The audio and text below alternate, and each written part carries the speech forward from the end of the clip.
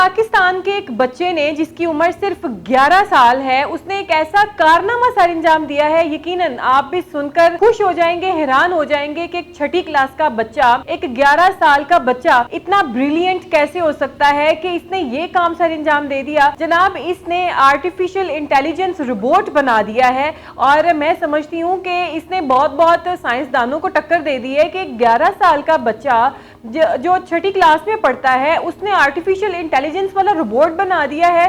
और नाज़रीन, इसके चर्चे जो हैं, इस बच्चे की धूम जो है पूरे पाकिस्तान में हो रही है। इसकी शोहरत के चर्चे जो हैं वो सऊदी अरेबिया में भी होने लग गए हैं, यानी कि अरब कंट्रीज में भी होने लग गए हैं। और वो वक्त दूर नहीं है कि इसकी शोहरत जो है वो जल्द ही यूरोप या अमेरिका तक पहुंच जाएगी। यकीनन, क्योंकि अमेरिका का तो काम ही है कि जब उसने देखा कि किसी भी कंट्री से, खुसूसन पाकिस्तान से, ये बच्चा जो है ये ब्रिलियंट है, ये काम कर सकता है, ये आगे जा रहा है, ये उसको उठा लेते हैं।